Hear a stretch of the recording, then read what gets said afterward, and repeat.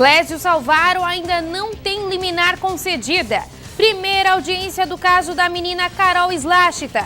Números indicam queda na produção e na venda de máquinas agrícolas. Últimos dias para se inscrever no Sim Unesc. E ainda o Criciúma trabalha forte para o início da temporada. Essas e outras informações você confere agora no Informe Região.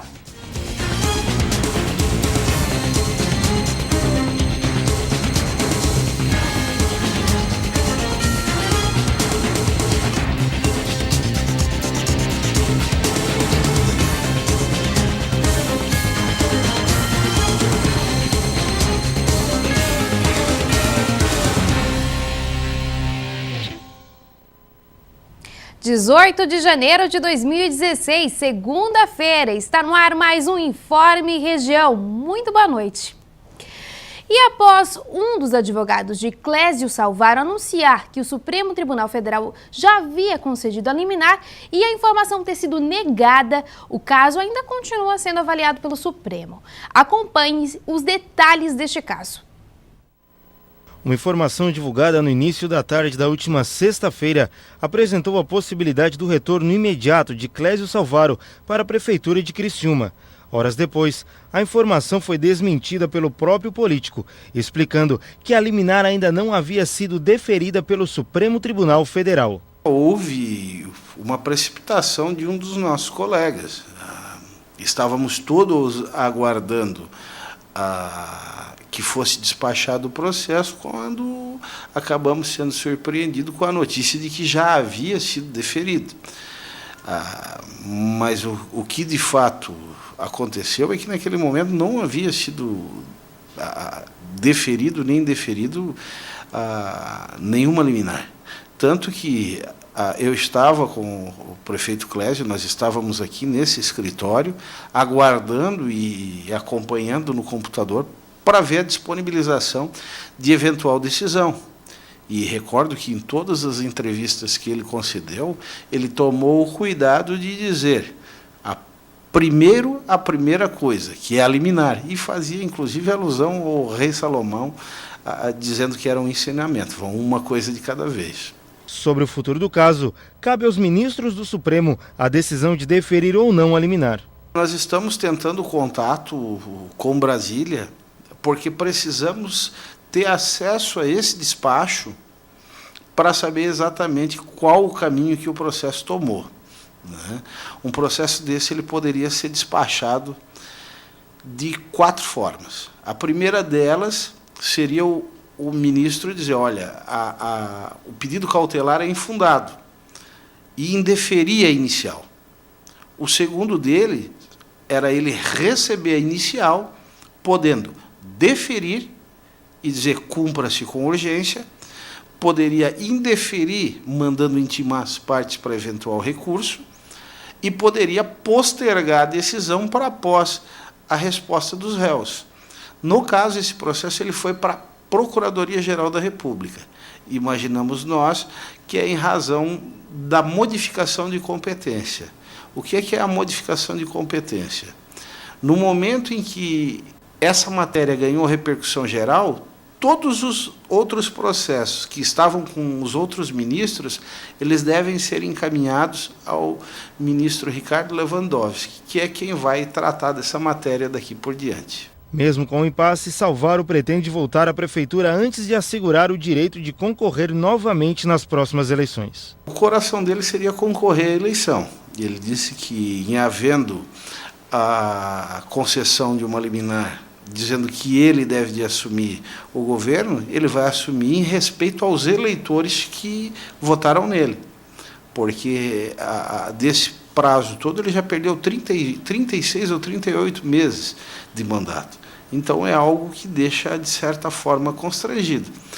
Uma coisa que ele, até brincando, dizendo sexta-feira, ele só gostaria que os casamentos comunitários que proporcionaram esse incômodo na vida pública para ele, né, fossem tão felizes para aqueles cônjuges quanto estão trazendo problemas para ele.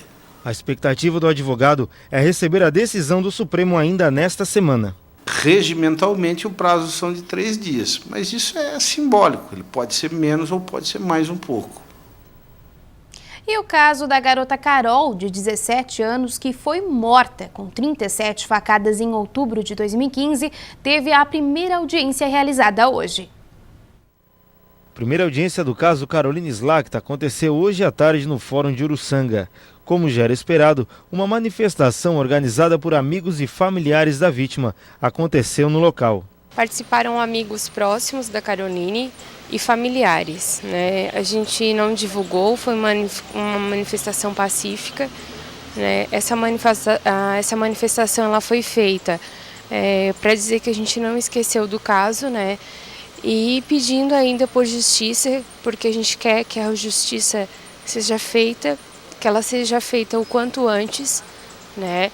E que independente, né, do depoimento dele, eu acho que não tem nada que justifique, se queira mudar depoimento, se não queira, enfim, eu acho que não tem defesa que justifique tamanha brutalidade que ele fez com a minha sobrinha. Eu acho que a pena dele tem que ser a máxima, não importa se ele entrou para roubar, para matar, para estuprar, eu não quero saber o que ele vai depor. O avô de Caroline foi quem encontrou morta em casa. Passados 100 dias do homicídio, ele ainda não encontrou com o autor confesso do crime, nem durante seu depoimento. Não, eu não encontrei e pedi para a promotora que não, se eu pudesse dar o meu depoimento sem ele perto, seria muito melhor, porque eu não queria nem ver a cara dele. O senhor não encontrou com ele? Não encontrei e nem faço questão de encontrar. A expectativa da família é que o autor pague pelo crime, mesmo que não haja remédio para a dor da saudade. Esses 3 meses e 10 dias que se passaram, a família ainda está em luto. Eu acho que ele dizendo que 30 anos do Jean preso não vai apagar a dor, né? Como você falou, eu acho que não tem nada que amenize a dor e a perda da Caroline nas nossas vidas, mas eu acho que vai ficar um sentimento de missão cumprida. Ele vai pagar pelo que ele está fazendo, então eu acho que assim, fica um sentimento de missão cumprida, porque o que ele fez, ele está sendo punido e é isso que a gente quer. A família se considera em luto pelos últimos 3 meses, mas a dor fez com que todos ficassem mais unidos. A nossa família ficou muito mais unida, né, com tudo isso. Eu acho que família é tudo, né? A união de uma família ela é tudo num ocorrido desse. E a gente não espera isso, né? A gente vê nas noticiários de TV, mas a gente nunca espera que isso aconteça na nossa família. Muito mais por um vizinho. E a seguir, a produção e a venda de máquinas agrícolas sofre queda.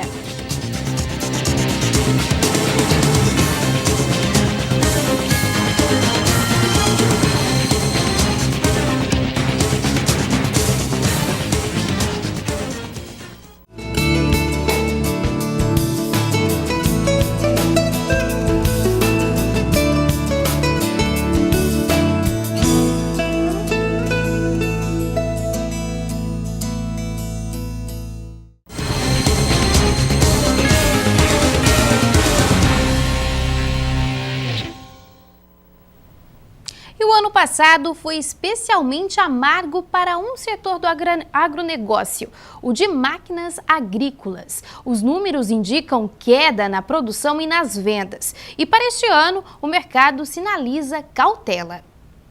As máquinas são grandes, mas os lucros só têm diminuído. No ano marcado por crise econômica e instabilidade política, o setor de máquinas agrícolas deixou de colher louros pela 2ª vez consecutiva.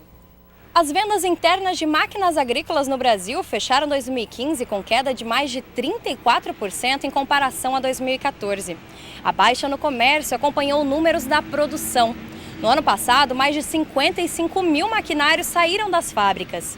O número pode até parecer bom, mas está quase 33% abaixo do saldo produtivo de 2014. Outros dados informados pela Associação Nacional dos Fabricantes de Veículos Automotores mostram que esse balanço negativo não é de hoje.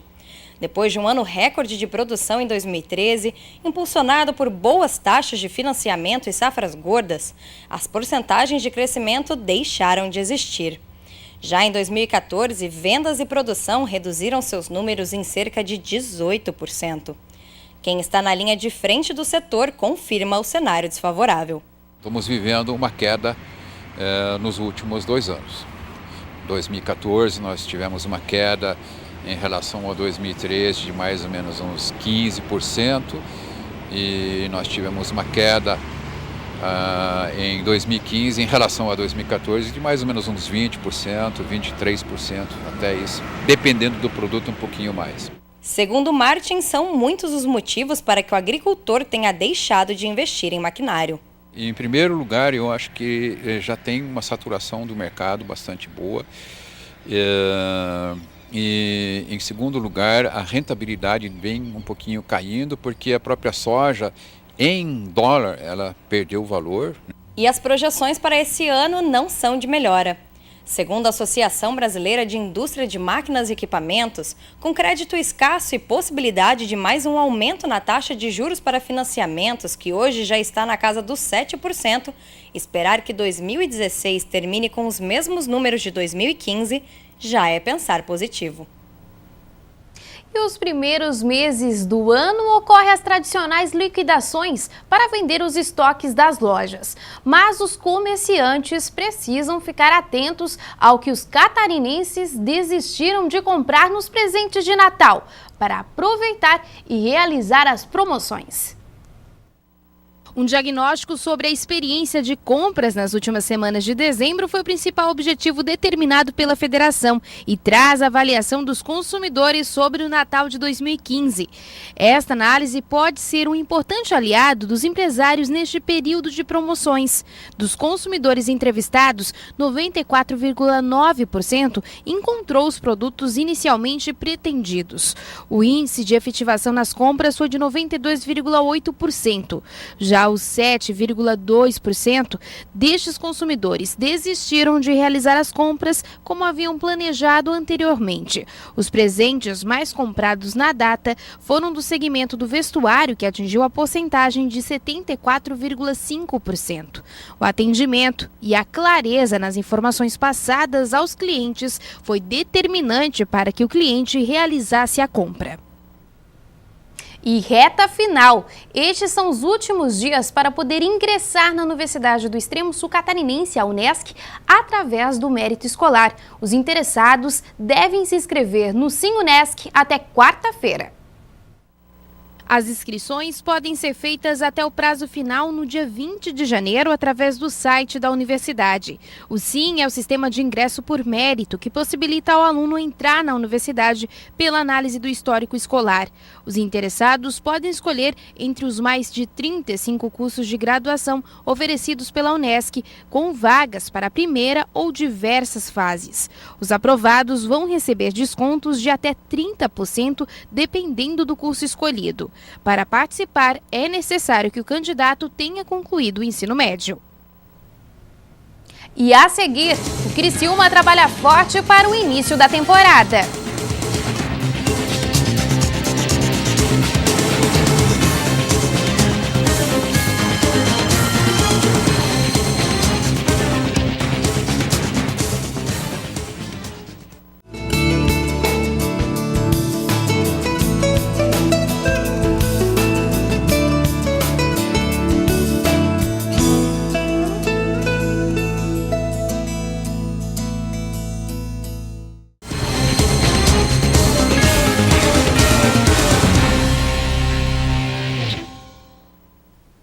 E nesta segunda-feira, o tempo foi de sol e calor na região. Vamos ver como está a previsão do tempo para esta semana. Na terça-feira, promete ser de sol com algumas nuvens, sendo que a máxima é de 33 e a mínima 18 graus. Na quarta-feira, o tempo continua firme, com máxima de 32 graus e a mínima permanece em 18 graus. Na quinta-feira, o sol deve continuar brilhando e a máxima deve ficar na casa dos 32 graus, já a mínima sobe e atinge os 19 graus. Na sexta-feira, o final de semana deve ser ainda mais quente, já que a mínima chega aos 20 graus e a máxima deve atingir os 33 graus. E o volante Barreto está com projetos ambiciosos para a temporada de 2016. E a pré-temporada está a todo vapor, sem dar um sossego que for para toda a equipe carvoeira. Mas este momento de preparação dos atletas é assim mesmo, um trabalho intenso para que a temporada consiga ser cumprida sem grandes problemas. Mas tem que ser, né? A pré-temporada aí é a base do ano, né? Da parte física. Está sendo bem feita aí pelos preparadores físicos. E os jogadores têm que aproveitar para poder aguentar, né? O ano que tem bastante jogos aí.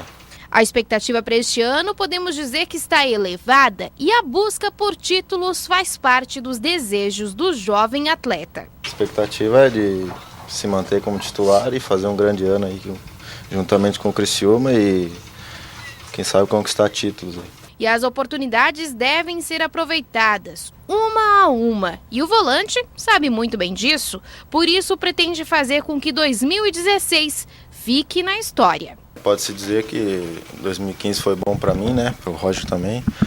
E agora eu quero aproveitar novamente as oportunidades aí e, quem sabe, fazer com que seja o meu ano, né? Então, eu só tenho que aproveitar as oportunidades que o Criciúma me dá e dar o sangue sempre, né, da vida, que assim que tem que ser. O Informe Região desta segunda-feira fica por aqui. Mais informações durante a nossa programação. Tenham todos uma ótima noite e até amanhã. Tchau, tchau.